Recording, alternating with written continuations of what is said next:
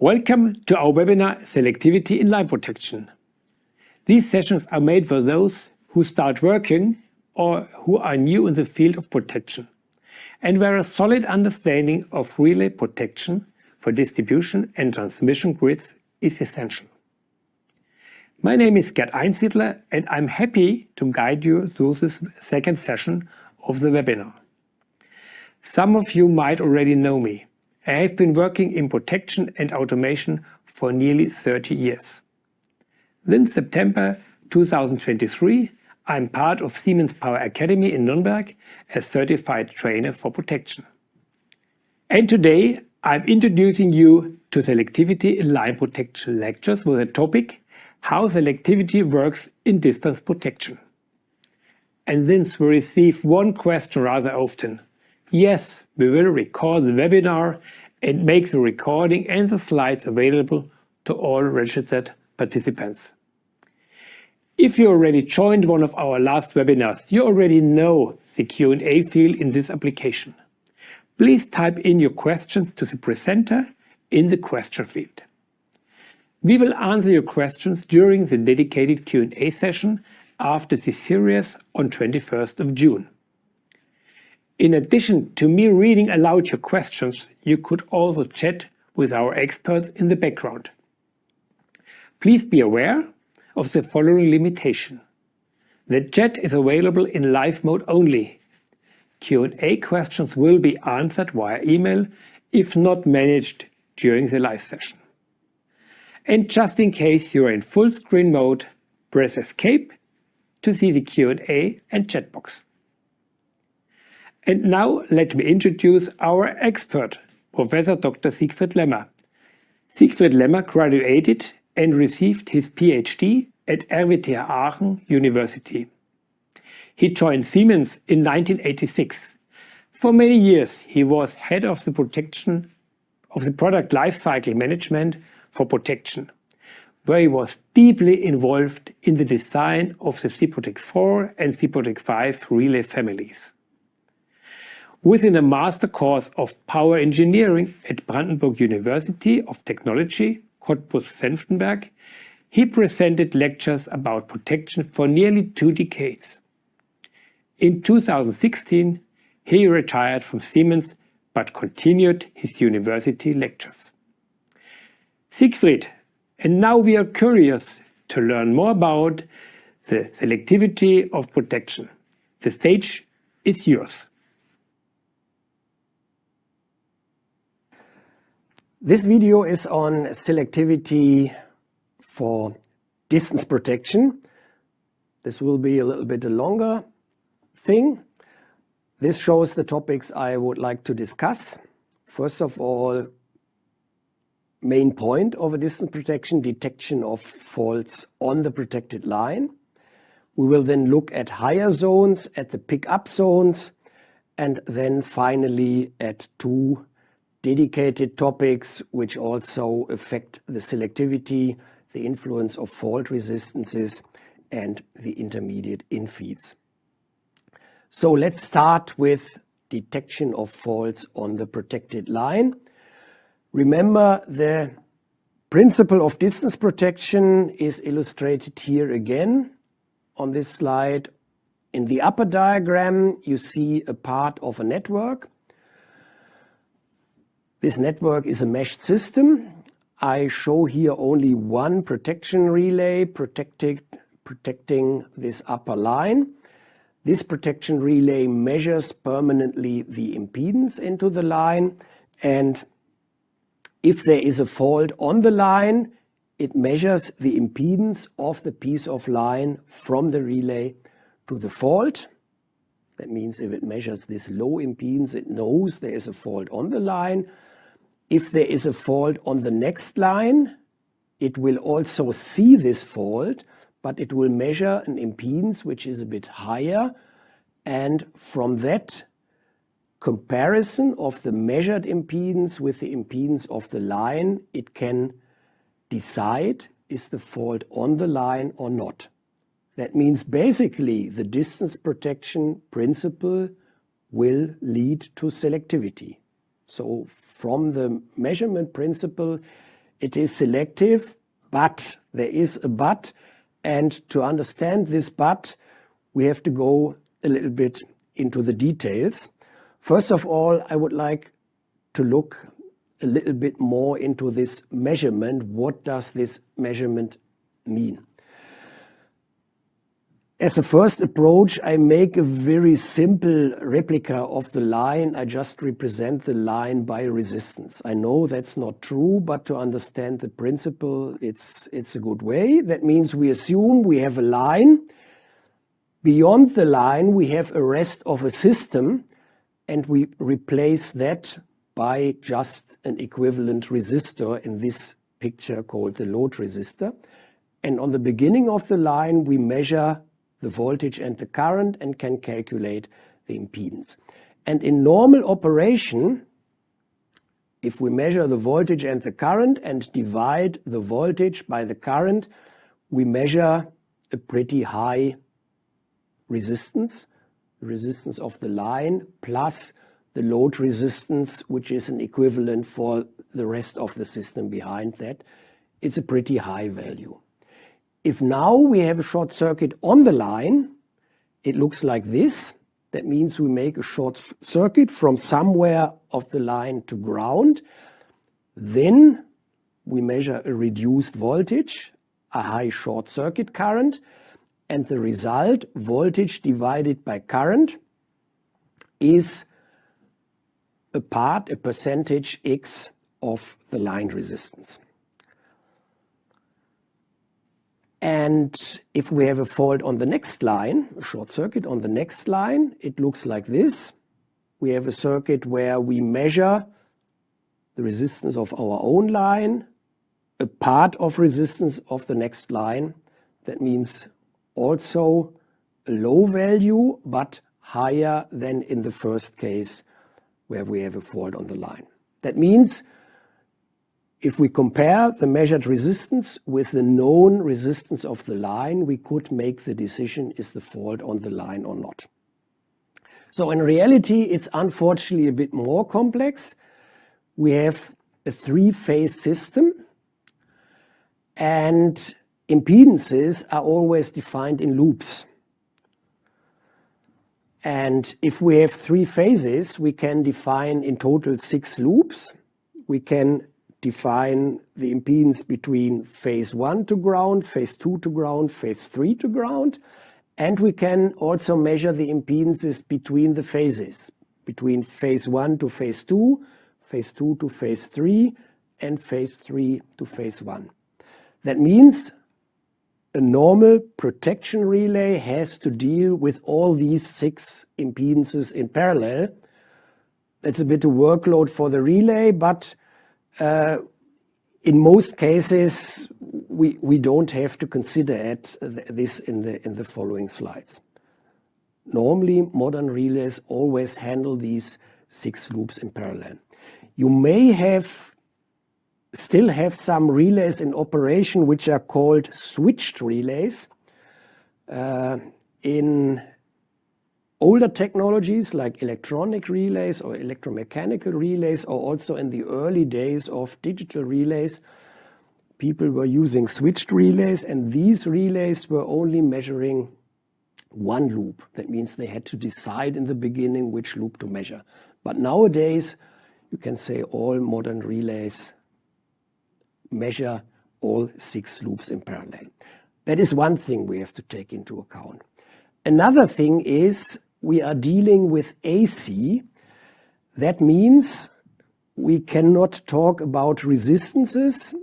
We represent impedances by complex values. That means an impedance consists of a resistive part and a reactive part, and we show that in such a diagram where the resistive part is the horizontal axis and the reactive part is the vertical axis.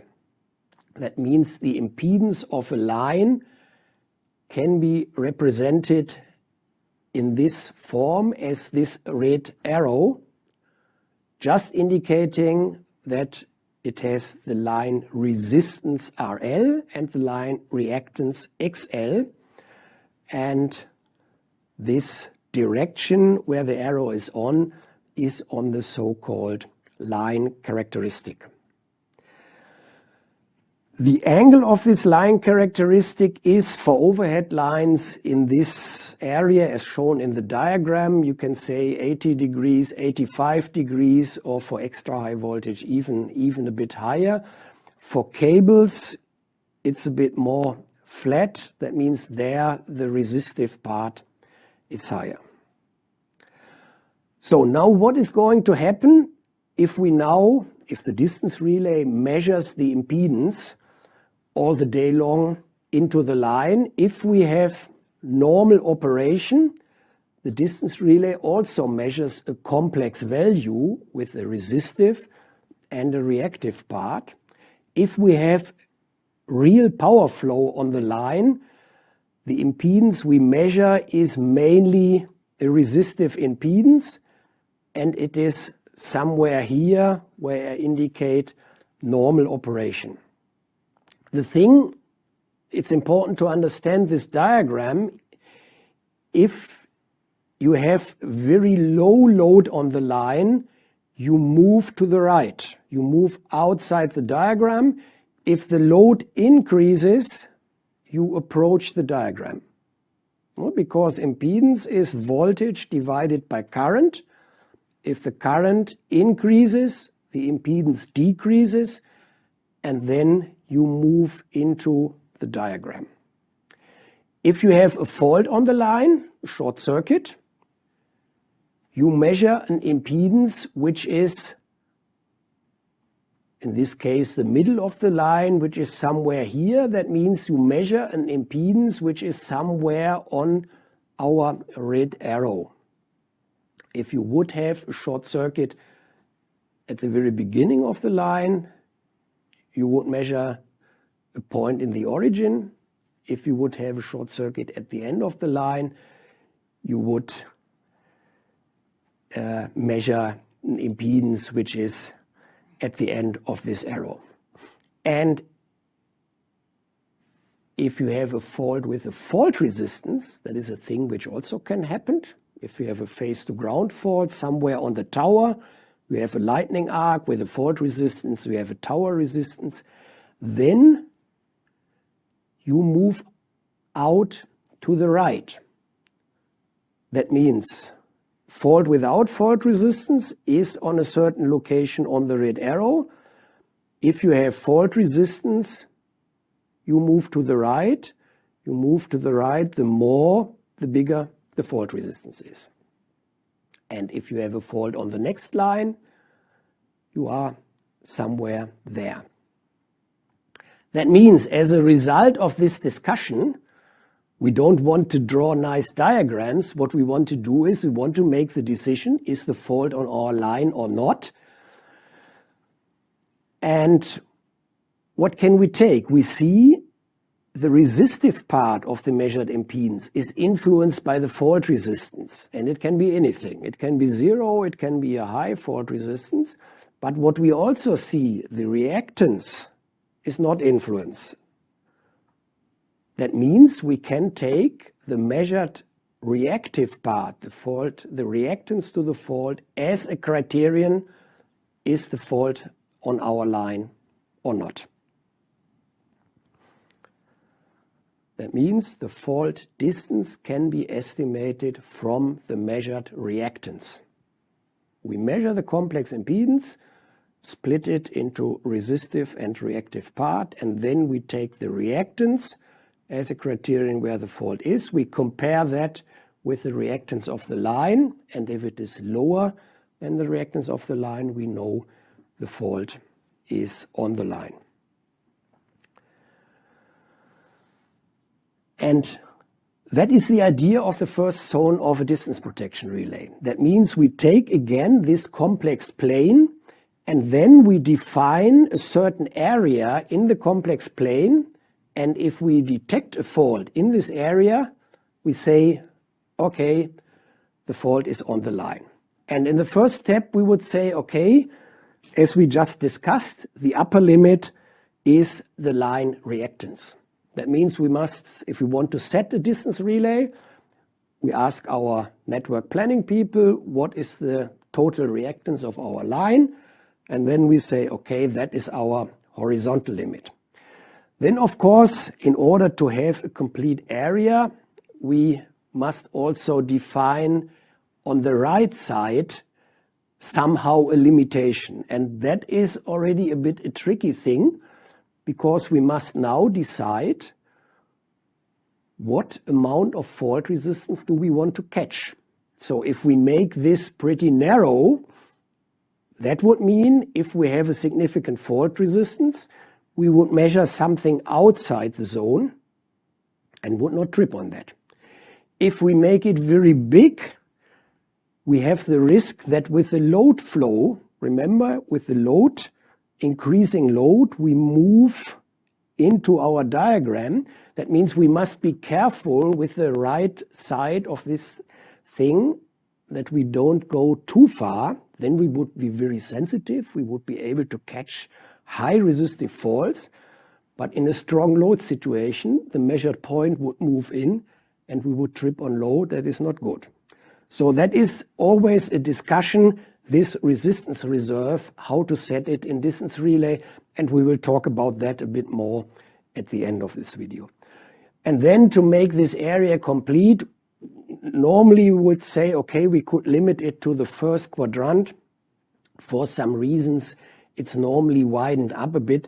That means the first zone looks like this, and we would say, okay, this is our setting. We make a reactive setting, 100% of the line reactance. The resistive setting, we calculate it somehow from fault resistances we expect. And if we find a fault, a short circuit, or if we measure an impedance inside this characteristic, we would trip. So the question is, will that work? It looks nice, selective. As soon as the short circuit is a little bit beyond this XL on the next line, it will not trip.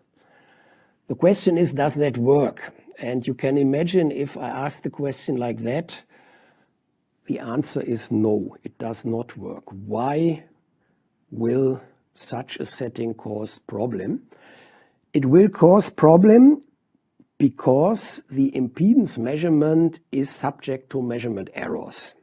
And in distance protection, you have quite a number of measurement errors. You measure the currents and voltages through current transformer and voltage transformer. That means you have a measurement error in the current transformer, you have a measurement error in the voltage transformer. The relays have, of course, also a limited accuracy. Then you have other disturbing effects which also influence your measurements. If you want to measure phase-to-ground faults, you must know the zero sequence quantity of the line. This is also not very much known. And the result of this discussion is that this horizontal line is not really a sharp line. This horizontal line looks more or less like this. Depending on the measurement error in which directions they go, it can be a bit higher or a bit lower. And the same refers to the right limitation.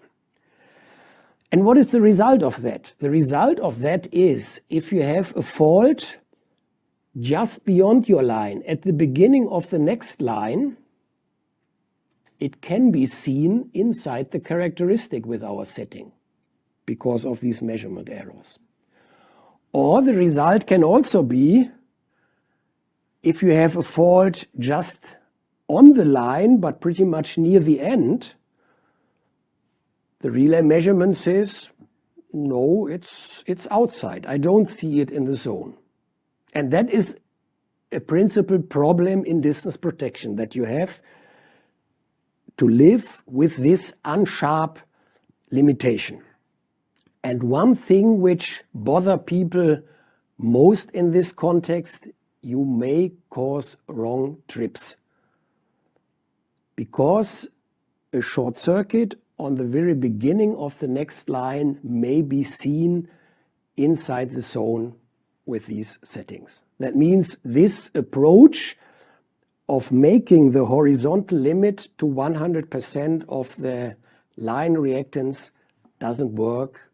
It may lead to wrong trips, and that is why it is normally not used. So what can you do as an alternative?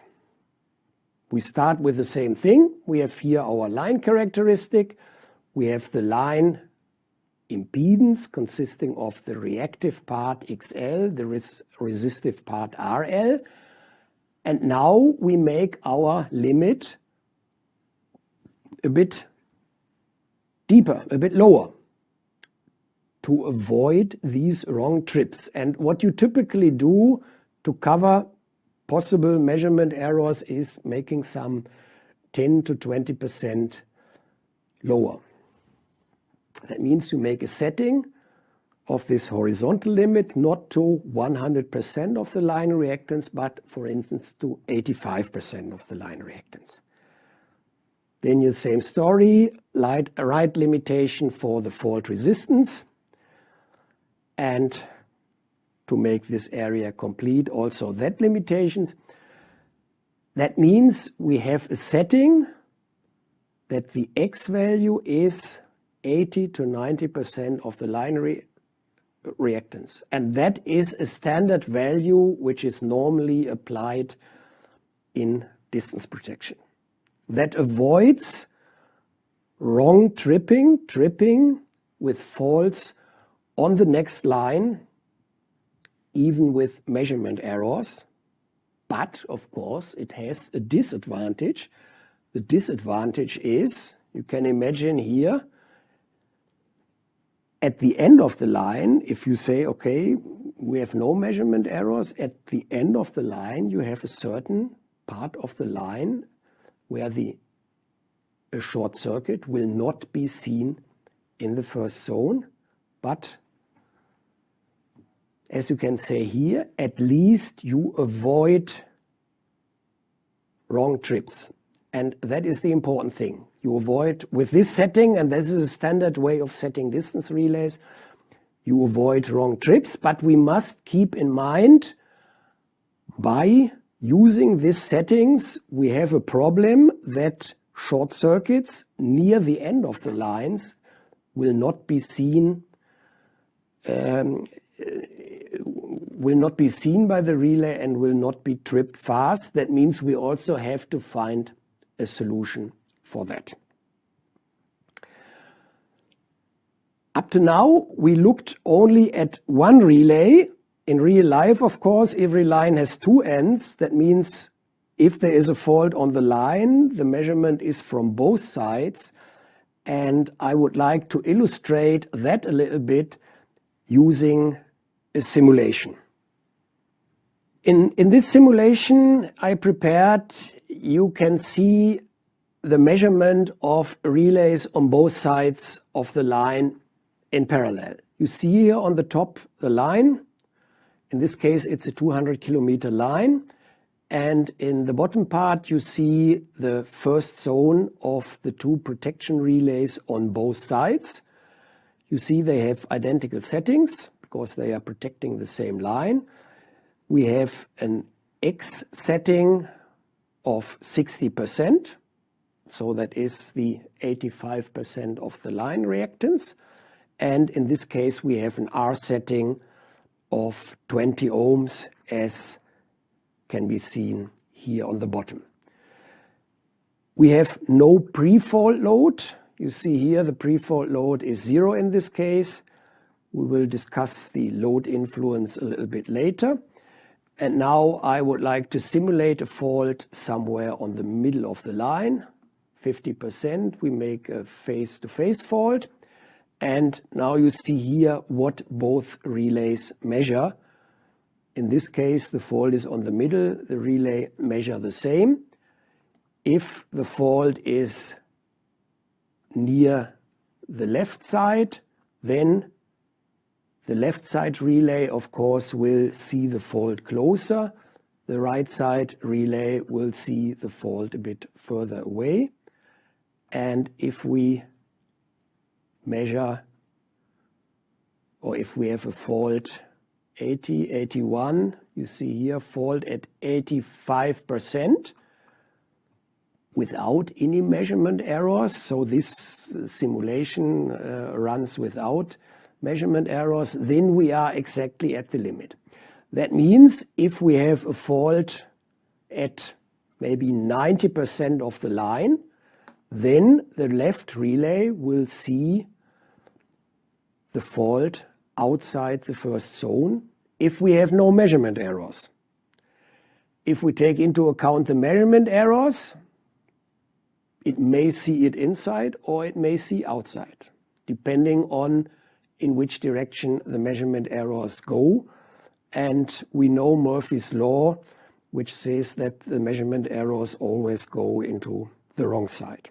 That means we have to keep that in mind, that we have, by this setting of 85%, we have the problem that we have at the end of a line a certain part where at least from one side the fault is not tripped. The other side, what you can see here, in this case the right relay of course would trip the fault pretty fast. And only in the center, that means from 15, the same problem of course occurs also from the other side. That means if the fault is here in the area of very much near the left side, between 0 and 15% of the line, then the right side will not see the fault and will not trip fast. That means only in the center part from 15 to 85, both relays will trip the fault. What you can also see, if you add some fault resistance, it moves out a little bit to the right, and we will discuss that a little bit later. So that was a look into the simulation. Up to now we had a look at quadrilateral characteristic. That means we have a characteristic where we can make the reactive and the resistive setting independently. If you look into applications worldwide, there are also a lot of relays in operation which have a completely different characteristic. They have a circular characteristic, so-called Mohs circles. What is behind that? Also there, like with the inverse time curve, it comes from traditional measurement technology. That means in the early days of distance protection, there were electromechanical devices, and having such rectangular characteristics or quadrilateral characteristics was not possible with electromechanical devices.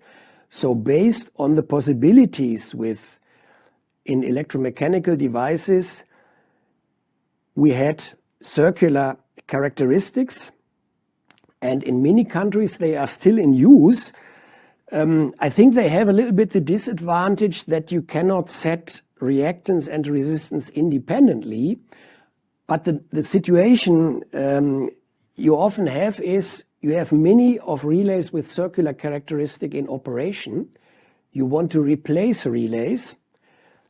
And if you are happy with the behavior of your characteristic, you have calculated already all the settings for this circular characteristic, you don't like to have suddenly relays with quadrilateral characteristics, even if they have some advantages. If you are happy with circles, you ask, I want to replace relays, old relays by new relays, but I want to take the same setting values. And for that reason, we also have the option, instead of using this circular characteristic, to use so-called Mohs characteristic. The idea behind that is the same. You have this circular characteristic. The setting principle is also the same. That means this circle is also a bit an unsharp thing due to measurement errors, because you have to deal with the same measurement errors. And that means you also have to do this reduced setting of 80 or 85%.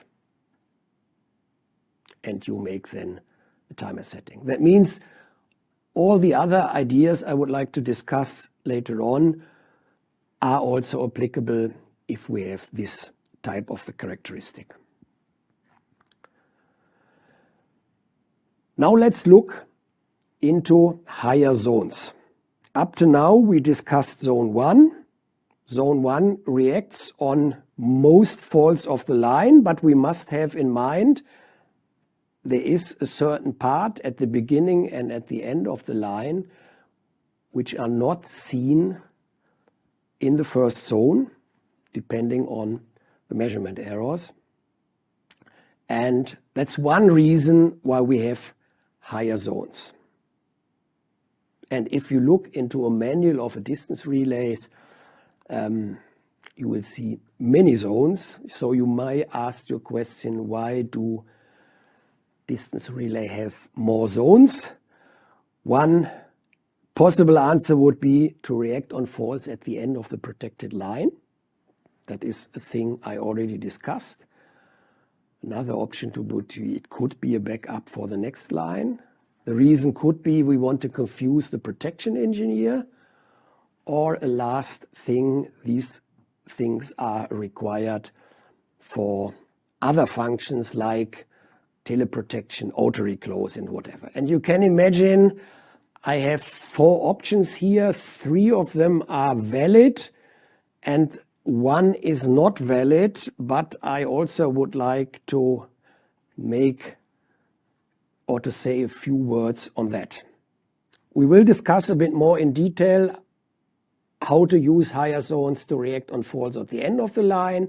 We will also discuss the backup situation.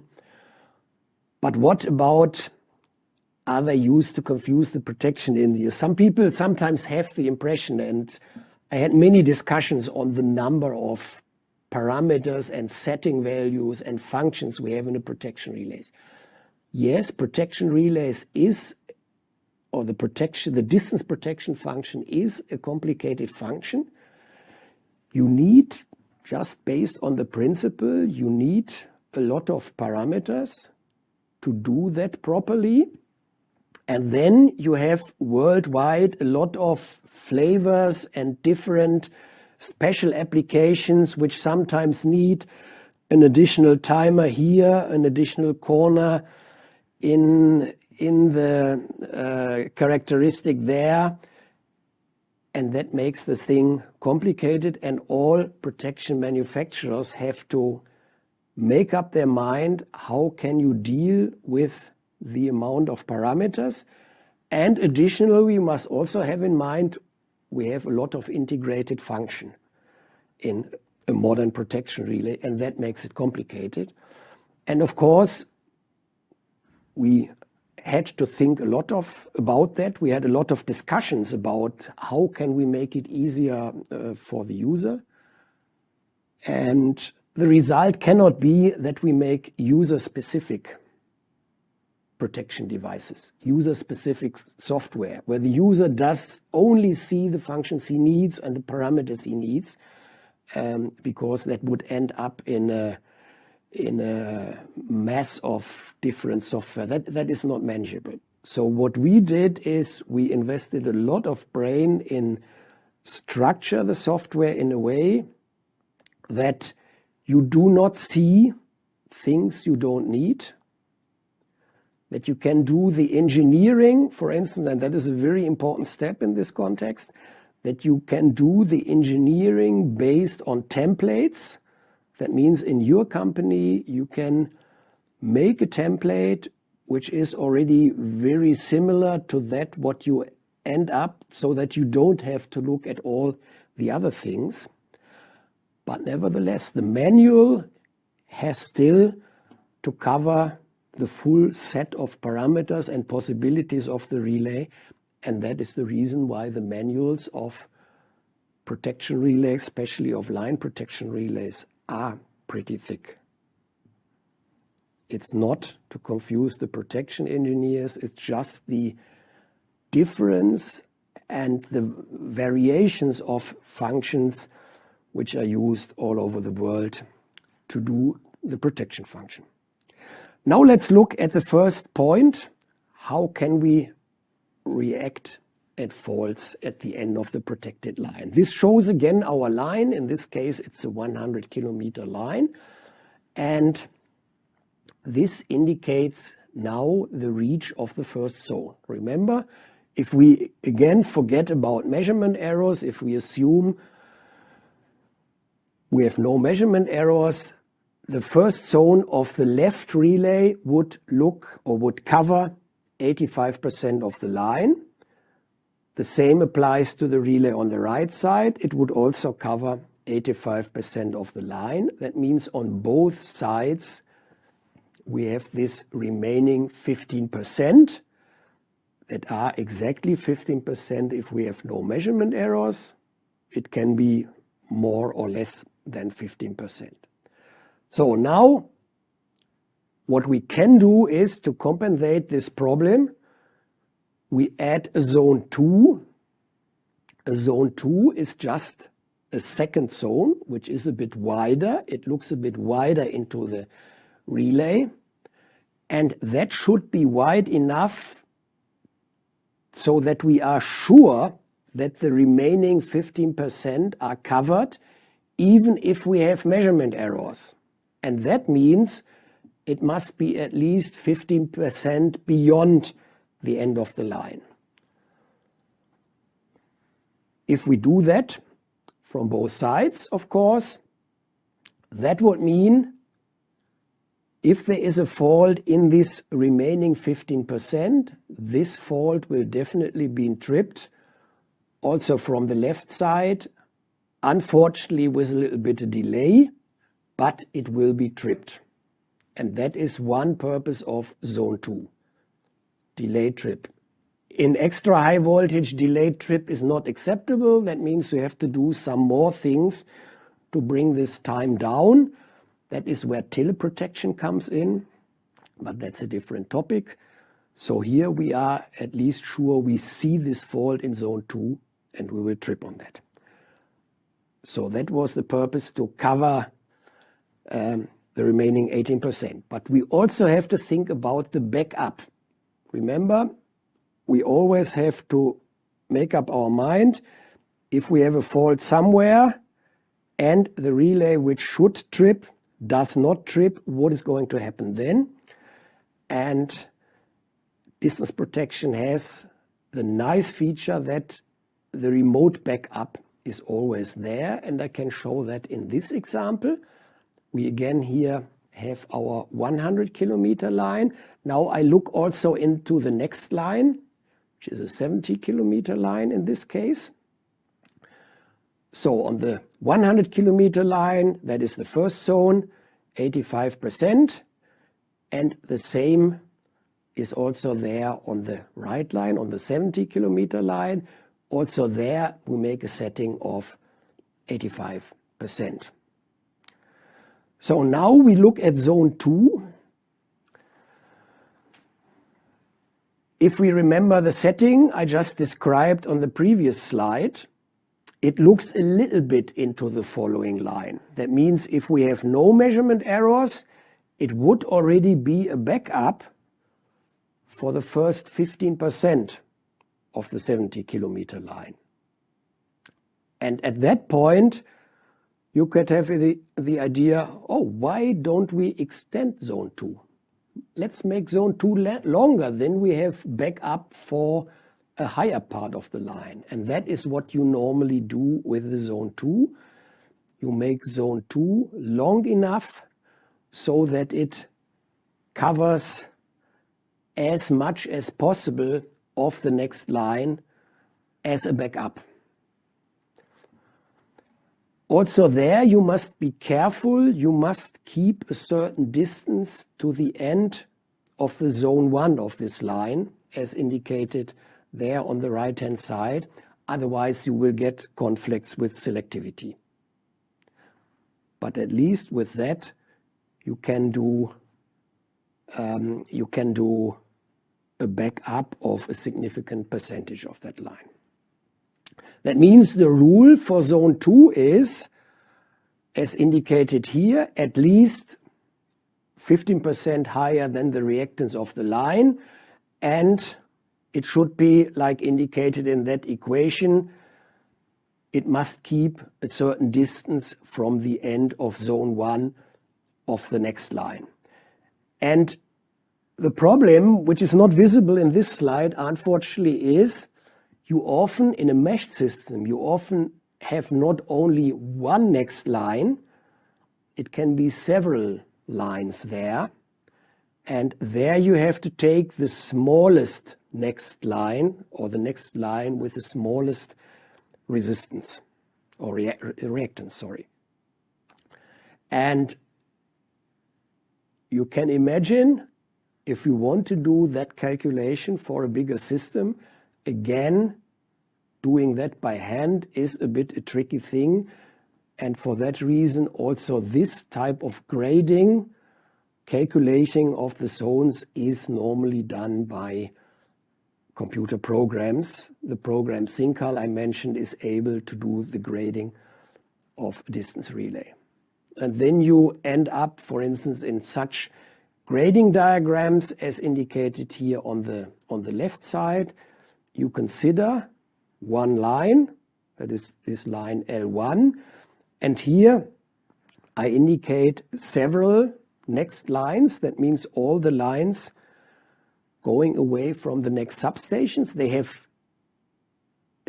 have different length, and the grading must take into account the length of the shortest following line, and that is in case this the L4, and you see this yellow arrow there, which indicates that with the reach of zone 2 of our line 1, we must keep a certain distance to the zone 1 end of line L4.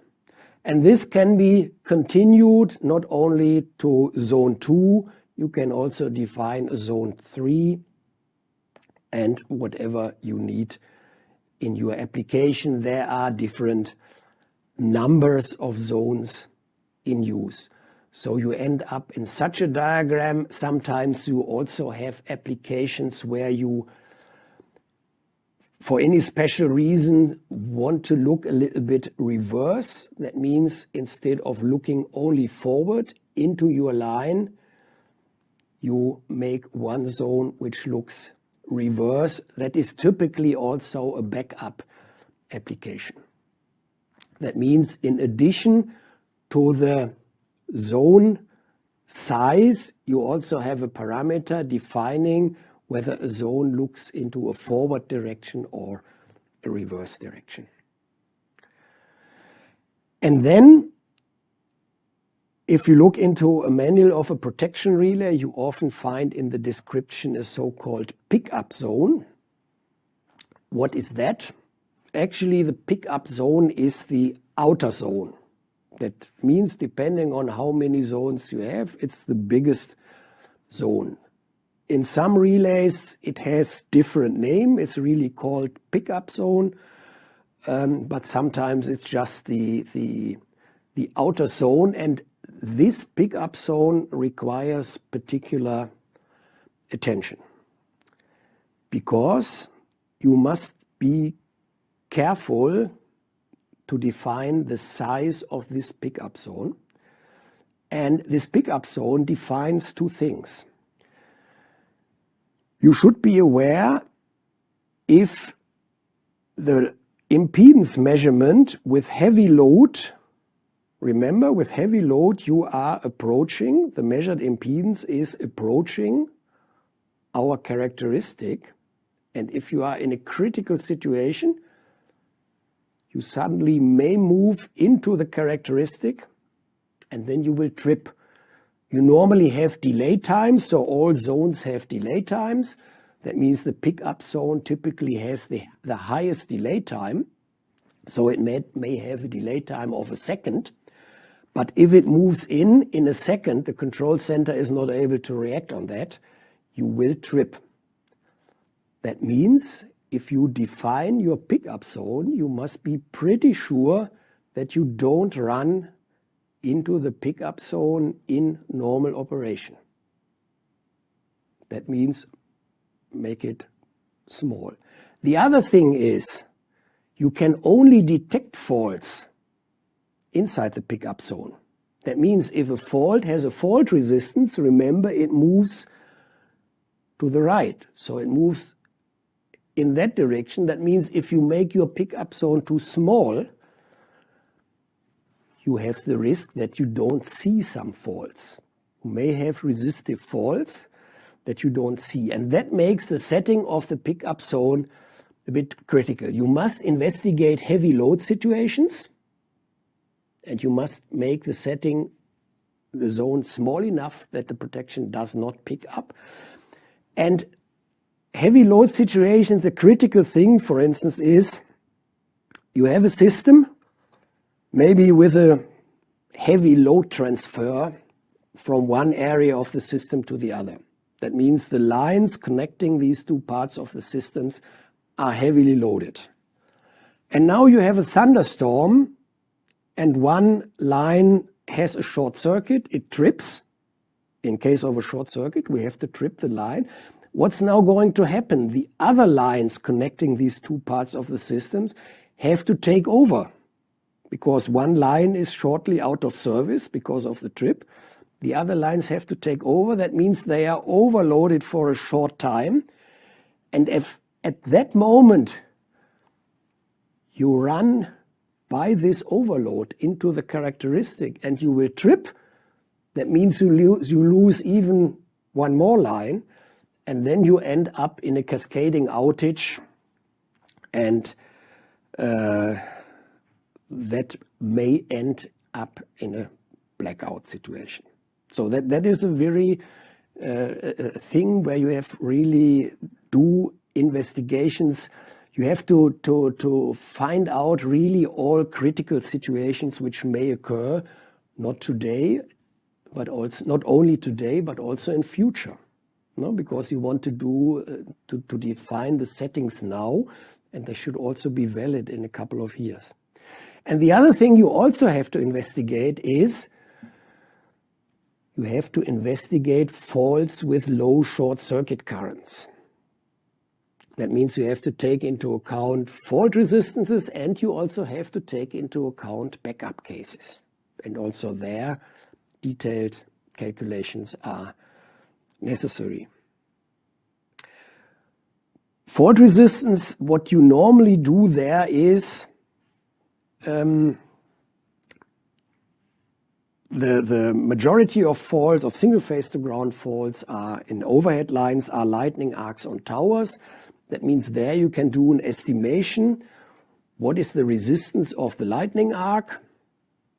And then the current goes down into the tower and via the earth wire also to the other towers. You can make an estimation of the short circuit of the resistance in these paths, and from that you can derive your settings of the pickup zone and of the other zones. But of course you can theoretically, you can also have something else. In a distribution system there could be a risk that a tree falls into the line. In transmission it's not so critical. But of course you could theoretically also have a broken wire, and then a wire in a subtransmission system, for instance, a wire falls down to earth, and then you have a significant, if you have a rocky area or somewhere in the desert, you can have pretty high fault resistances there. And that is the point where you have to make up your mind. Are you able to catch these types of fault with distance protection? That means in this conflict, can you make the pickup area big enough to catch these faults? Or do you have to say, okay, distance protection stops here. For these special types of fault, I have to think about a special earth fault protection. Okay, that was a look at the settings. This diagram shows a little bit the structure of a modern protection relay. So on the left-hand side, you see we measure the currents and the voltages. And then we measure in parallel 6 impedances. So you see here the measurement blocks for the 3 face-to-face and 3 face-to-ground impedances. We compare that with the characteristic. Pick-up function controls a little bit the whole story, gives some signals if we detect something. And then with the whole thing we run into a trip logic. There we have the timers. Timers start as soon as an impedance runs into a zone. We will start the timer of this zone. And if we decide to make a trip command, this logic will issue a trip. And what you also see here is we have 2 different options for a trip. So the standard thing is if we trip all 3 poles of a breaker. But remember, in overhead lines we often have auto reclose active. And in auto reclose we have in many applications the concept of doing single pole auto reclose. And that means we don't give a trip command for all 3 poles of the breaker. We see what type of fault do we have, phase 2 to ground fault, and then you give a trip command only to the phase 2 of the breaker. That means protection relays which are able to do single pole auto reclose have, in addition to the 3 pole trip, also single pole trip commands. This slide shows the characteristic we have actually available in our CProtect 5 distance relays with all the different features you have. You see the outer zone is, in this case, not rectangular. It's a little bit tilt in a parallelogram form. Inner zone is shaded in gray, the zone 1. Also there we have the option for some special applications, again another parameter, to tilt the top a little bit because it's needed for some applications. And what is also visible here is these load cutouts on both sides, shaded here in gray.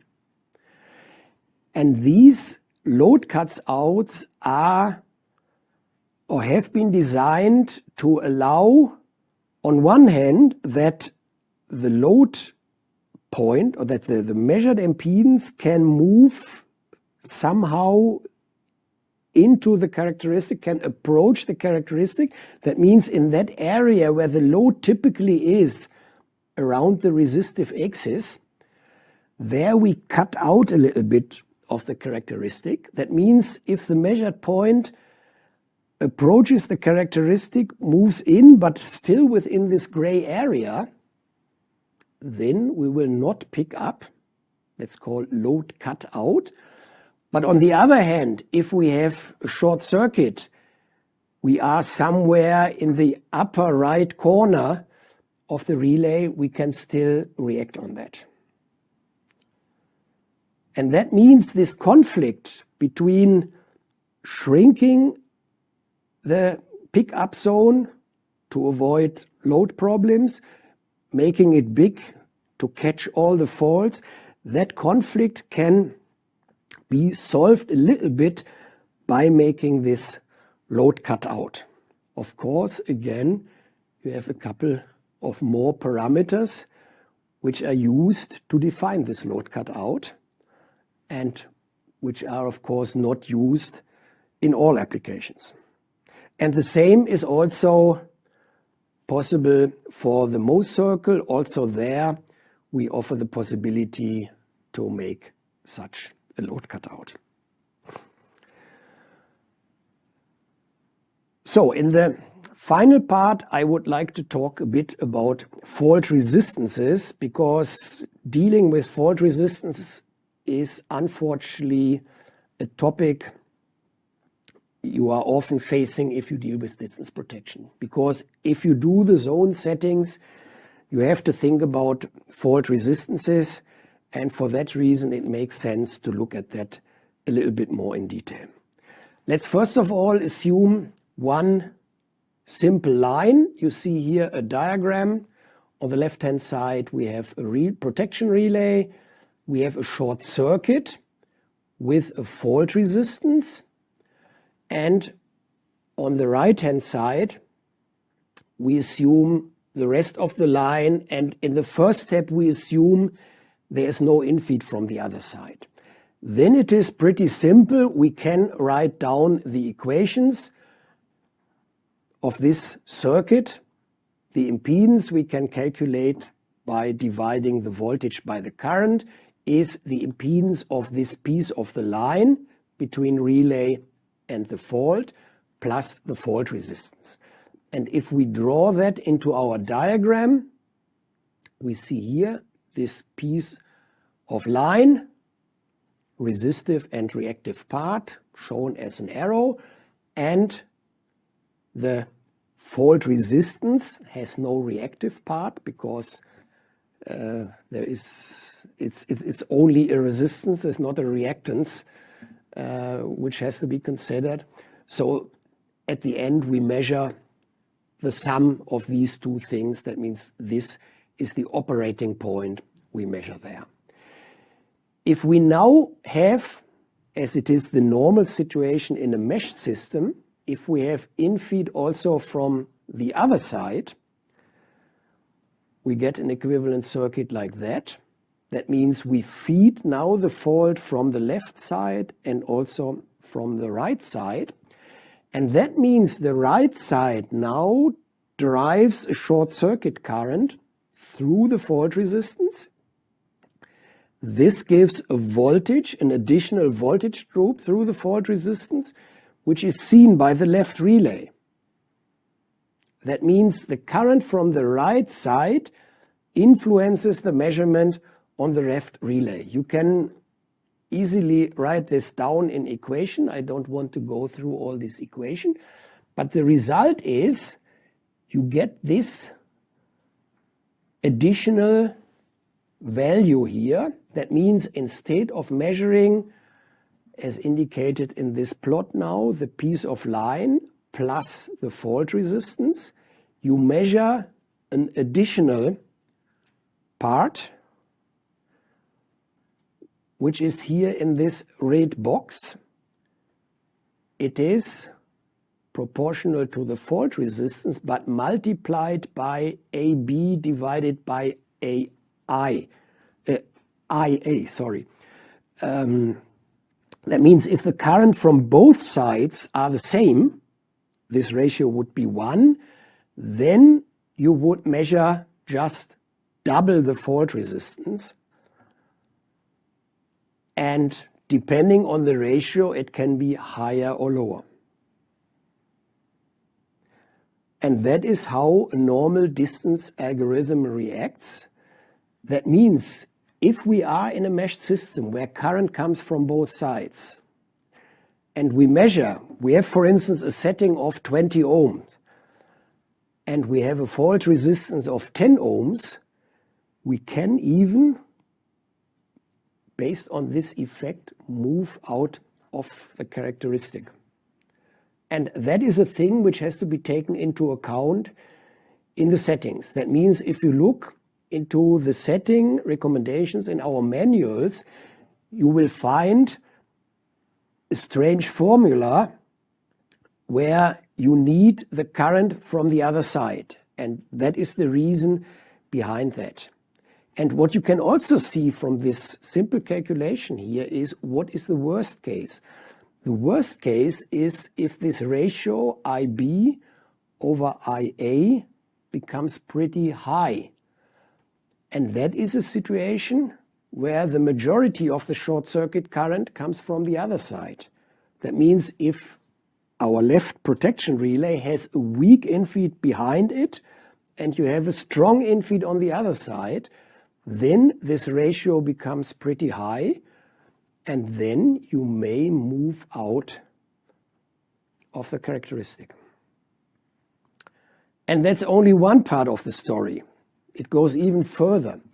These quantities here are complex quantities. That means the ratio can become complex if the phase angles of the currents from both sides are different. And if this ratio becomes complex, you do not only have to add a horizontal error, it can turn the whole thing a little bit. And that means you can even, if you are close to the limit, you go to the right and you can even go up here and can leave the characteristic over there. So for that reason, that has to be taken into account.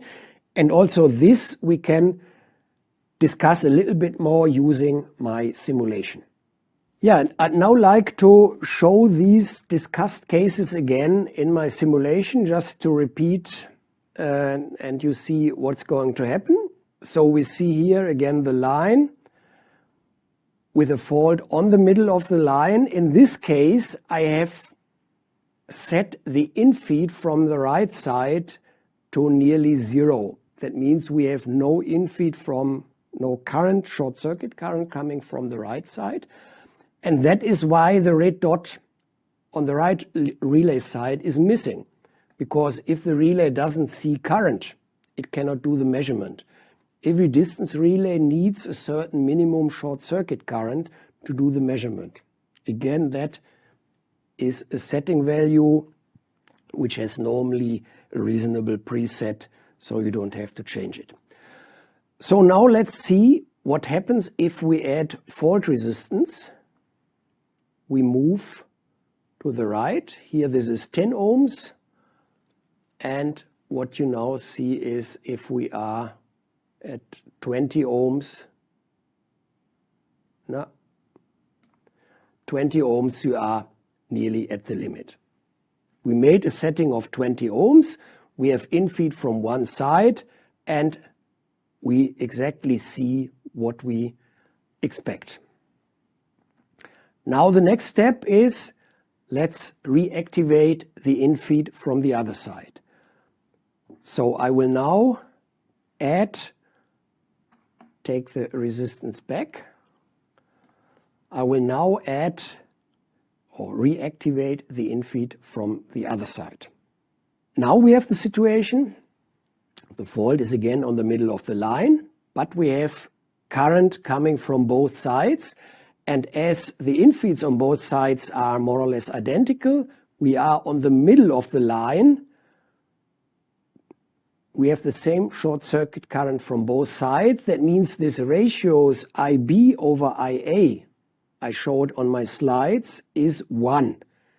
And that means what we measure is, the impedance we measure is the impedance of the piece of line, 50% of the line, plus fault resistance, plus IB over II multiplied by fault resistance, which is 1. That means we measure 2 times the fault resistance.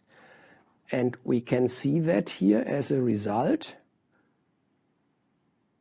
We move now much faster to the end. That means already with 10 ohms, we are now reaching the limit. That means we have a setting of 20 ohms, and we are approaching the limit already with 10 ohms due to the short circuit current coming from the other side. But, and that is the good thing, we still move horizontally. You can show that a little bit better by activate this tracing. So you see here,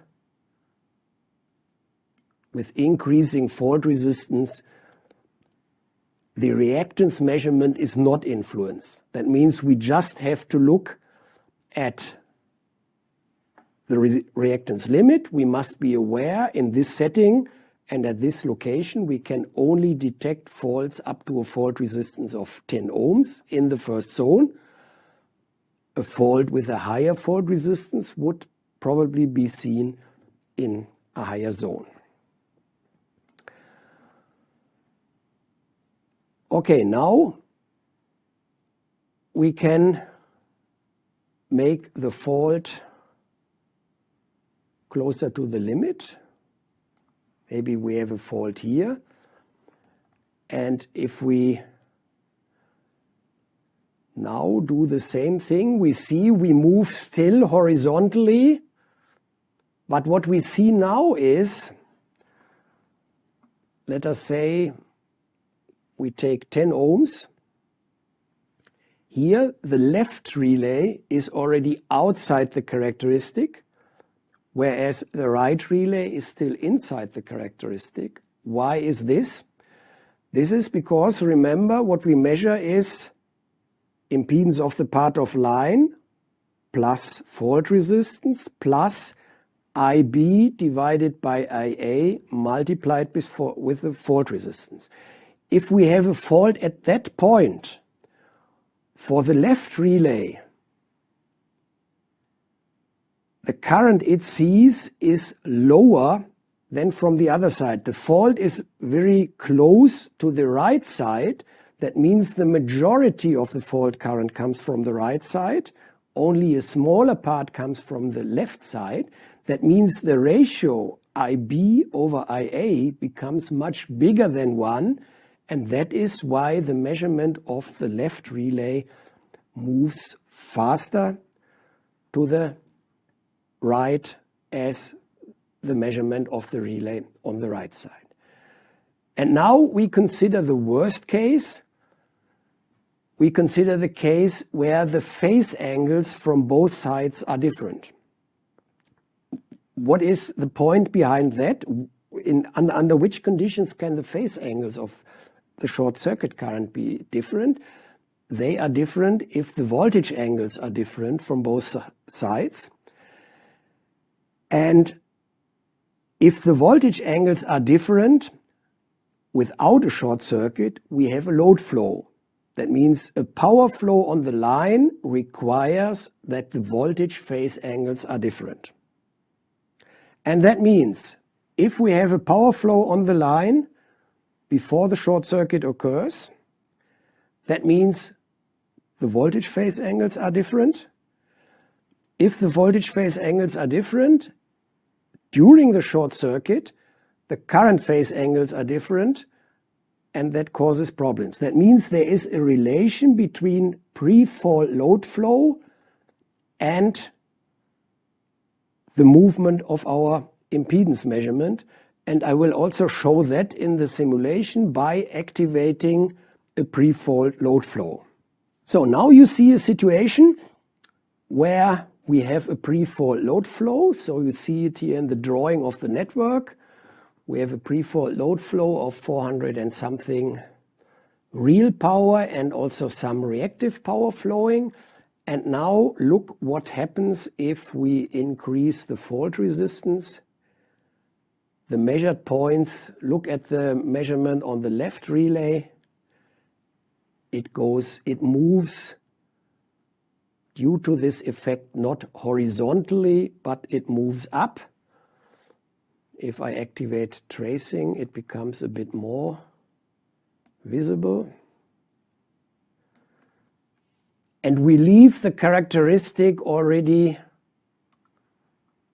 make the tracing back. That means already here with 3 ohms fault resistance for this fault location, we would already be outside the characteristic. That means fault resistances in distance protection have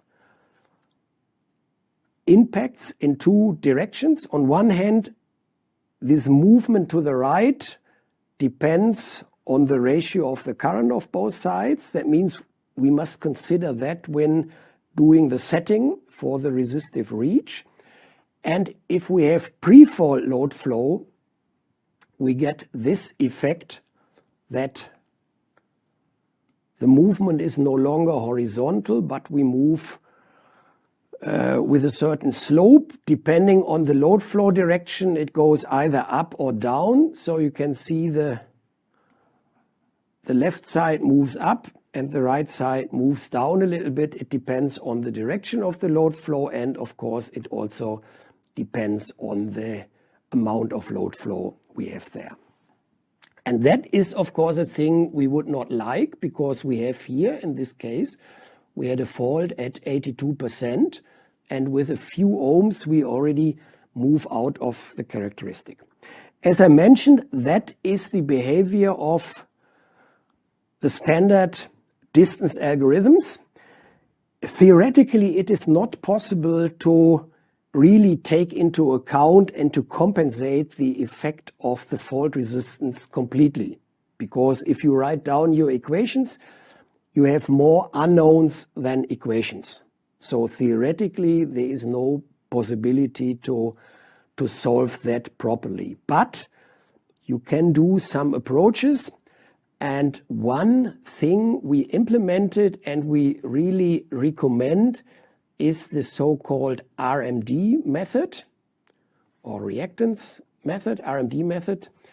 In our protection relays, that means in our protection relays you have the possibility to activate either the conventional algorithms, as I showed up to now, or you can activate the RMD method, which then solves to a certain extent this problem. Unfortunately, you have to set again a few parameters. Sorry for that, but the algorithm requires that. And I can also show in the simulation what happens. I called it here reactance method. In the manuals you find RMD method. I have now activated this method. And what you see is if I do that, then although we have pre-fault load flow, the movement is horizontally. That means it really gives a better measurement in case of fault resistances and pre-fault load flow. And for that reason, and because it also has some other advantages, we highly recommend to activate that method in our protection relays. So that was a short look at the simulation. We will now continue with the slides again. So after this look into the simulation, I would like to do some concluding remarks on the issue of fault resistances. We saw that fault resistances in conjunction with pre-fault load can influence also the reactance measurement. That means they would move the measured impedance not only to the right, but also up or down. This can be avoided by activating the reactance method in a distance relay. So it reduces this influence. Theoretically, it cannot reduce it to zero, but for practical applications, it's okay. And besides that, it also has some other advantages. If we talk about how wide can we set the resistive reach of the zones, you think, yeah, let's set it very wide so we make the relay sensitive. We always have to think about load encroachment. That means we cannot make it as wide as we would like, because we always have to avoid that a load point, that during heavy load situation, a critical network situation where something happened but no short circuit, that we suddenly move into the characteristic and trip. And this load cutout can help us in this context. And important is that you do proper setting calculations for the resistive reach. And they are sometimes different, especially if you look into single phase to ground fault. They are different for the classical method and the RMD method. So please have a look into our setting examples in the manuals. But whatever we do there, we have some sensitivity limits. That means we can catch faults up to a certain fault resistance, and everything beyond that is not visible for the distance relay. And if we want to catch high resistive faults, we may have to activate separate earth faults functions which are tuned to detect these faults. Typically they are not so fast because there are no high currents involved in these cases, but you can then tune other principles a bit to detect these type of faults. And the last thing I would like to mention in the context of sensitivity with distance protection is also an important thing, is the role of intermediate infeed. And intermediate infeed is a thing which is only relevant for the backup case. That means the case where we measure into the next line, not into our own line, but we want to do the measurement beyond a substation into the next line, which is required normally for the backup case. And if we do that, we typically have the situation which is illustrated in this drawing. That means between the relay and the fault on the next line, we may have an infeed, because there is some other lines coming in there and they also have some short circuit current. And this infeed is called intermediate infeed. And that also disturbs our measurement, because it injects, in this case, this blue current, which flows then also through this part of the faulty line to the short circuit. It generates a voltage drop there across this line, and this voltage is seen by our relay and it influences the measurement. You can again set up equations as we did it for the faults with fault resistance. On the left-hand side, you see the equivalent diagram for the situation without intermediate infeed. So our relay measures the impedance of its own line plus the impedance of the part of the next line up to the fault. Then we assume a fault without fault resistance to keep it simple. And then we can calculate from that the impedance. We measure the impedance of our own line plus the impedance of the next line. If we do the same thing for this right situation with intermediate infeed, the equations change a little bit. And if you write down the equations, you again get this red dotted box with a ratio IB over IA. That means you see an additional impedance. That means the measurement gets a measurement error, it gets a higher value, and the value is IB over IA multiplied by this impedance of the line. That means, again there, if the intermediate infeed is nearly zero, IB over IA becomes zero, then you can forget it. But the critical case again is if the infeed behind you is relatively low, weak infeed, and the intermediate infeed is pretty strong, then that means IB over IA becomes a high factor, and that means you have a significant increase of the measured impedance. Now, what does that mean? Imagine you have a setting of the zone 2 that looks into your next line as a backup case.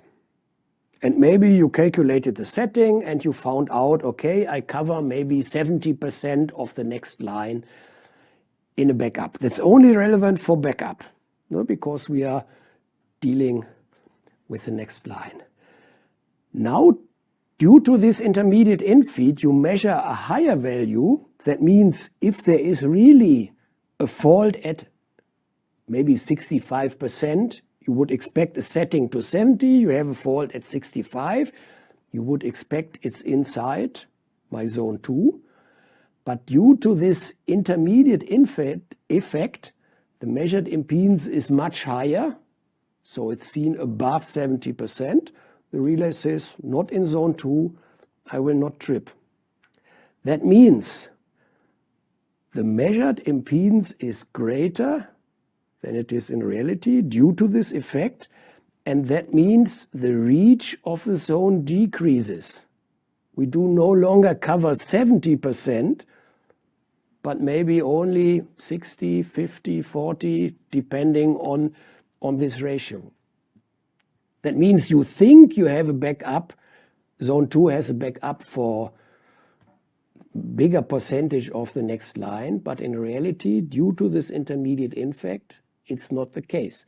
And that is where now zone 3 or even the pickup zone comes in. You have to check at least the pickup zone should cover also with intermediate infeed the whole next line, because otherwise you would not have a backup situation there. That means this effect of intermediate infeed has to be considered if you check whether a backup can be secured for every fault location in your system. And with that we are reaching the end. So that was a look into the selectivity for distance protection. Thank you, Siegfried. That has been an interesting session with insights into the selectivity of protection. Dear auditorium, thanks a lot for your questions. We will answer these in the Q&A session on 21st of June. If questions come into your mind later, or you would like to go for more details, please visit our training platform at Siemens Power Academy. I'm sure you will find the right information and training. The access to the recording and the slides will be sent to all participants. Thank you very much for your active participation. It was a pleasure for me to guide you through the sessions on selectivity in line protection. And in this session, we learned how selectivity works in distance protection. I'm looking forward to meeting you soon in the next session of selectivity in line protection on June the 18th, which is focusing on how we can make the differential protection work selective and what does the application look like in line differential protection. Stay safe and sound, take care and goodbye.